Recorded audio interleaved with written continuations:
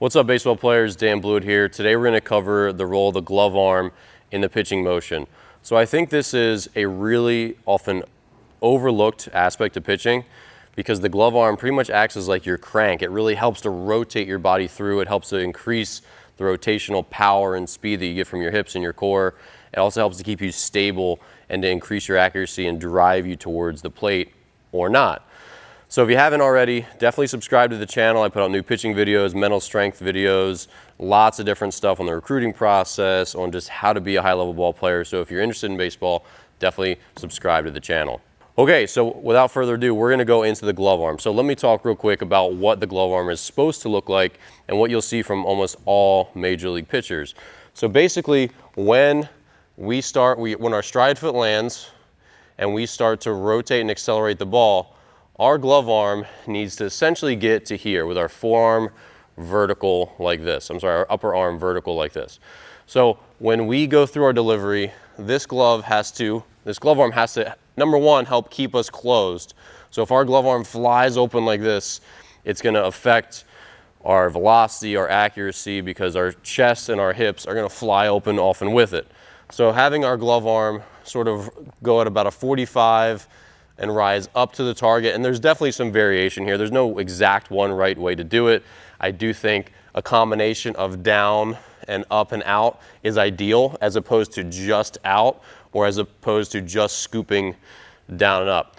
But that's another video I've got. I'll put the description in the video links here. I've got a more in-depth video on the rising action of the glove arm. Today though, I really want to focus on what the glove arm does after the stride foot contacts. So basically what we want from the glove arm is this. We need to have, as it goes out, we can have our hand down, we can have our gloves sort of scooping underneath. That's a pretty normal thing. Lots of pitchers do very random stuff with their glove arm. But as this stride foot hits, and now it's time for me to start accelerating my body, we can't have our glove still scooping under like this, like this, like this, because what happens is I can't fold my arm down along my chest, down along my side effectively, because when my arm's like this, it just won't happen. Like I can't do this. That doesn't make any sense, like athletically. My elbow just won't bend to here. However, if I turn my hand over, boom, it comes in nice and compact right into my hip. So basically with our glove arm, it can kind of do whatever it wants to do earlier, but what I teach is the pinky going up. So as the hands break, the pinky finger is gonna follow up to where when I land, my palm is going to be somewhere between here and here, so like palm down or handshake. That way, it's only about a half turn for my glove to get down into my left hip pocket if I'm a righty.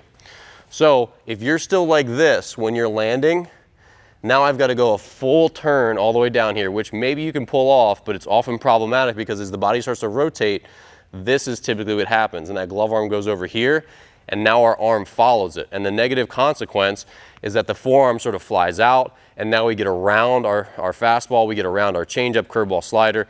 Everything gets kind of slurvy and sloppy. What we want is my arm is here, so again, like handshake position or palm down, somewhere in this area. There's some variations, so don't feel like it has to be exactly one way or the other, but then it's, again, this half turn, boom, right down into my hip. And really what I tell all my younger kids is, imagine you have a cereal bowl, like whatever your favorite cereal is. I'm a Cinnamon Toast Crunch guy, but when I'm done, I could still hold that bowl of Cinnamon Toast Crunch intact right here and eat out of it. So you don't want to throw your glove arm onto your chest. You don't want to throw your cereal off to the side. You don't want to dump it out on the floor either. Really, the big thing is the upper arm getting through. So technically like dumping in the cereal would be okay with me, but we don't want to be out. We don't want to be here, because if we're here, now as I rotate through, I'm not really like using this glove arm to rotate me towards the plate. Now in reality, we move towards our glove arm. It's a combination. It's not like I'm actually pulling myself backwards, but the action, that's pretty much what you see from all pitchers, is that the action is this gets down next to the side as we drive through and follow through. But the big takeaway here is this. If your glove is still scooping up when you land, as you start to rotate, the only place for it to go is to go sideways. And now our glove arm is going to be less effective, and you're going to be more likely to rotate sideways, get around each pitch, You put more side spin, you'll have a less sharp curveball and slider, and you're going to be less likely to locate down the plate.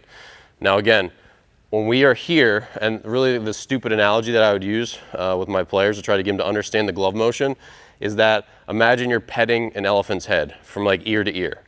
You go start on this side and then you pet all the way over to here.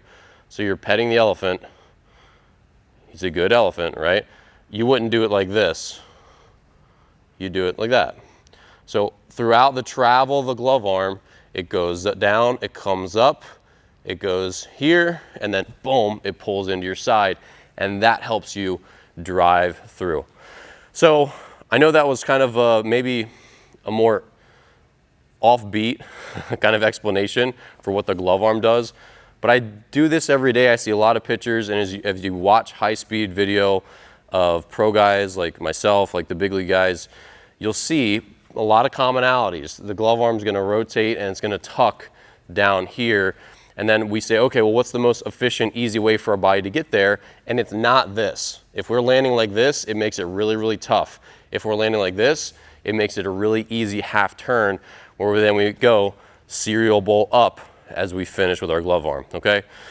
So does this make sense to you? Is this how you sort of conceptualize the glove arm? Do you feel like you have glove arm issues that you're trying to work through and trying to improve your velocity or mechanics? Leave a comment below and let me know what you think of this video.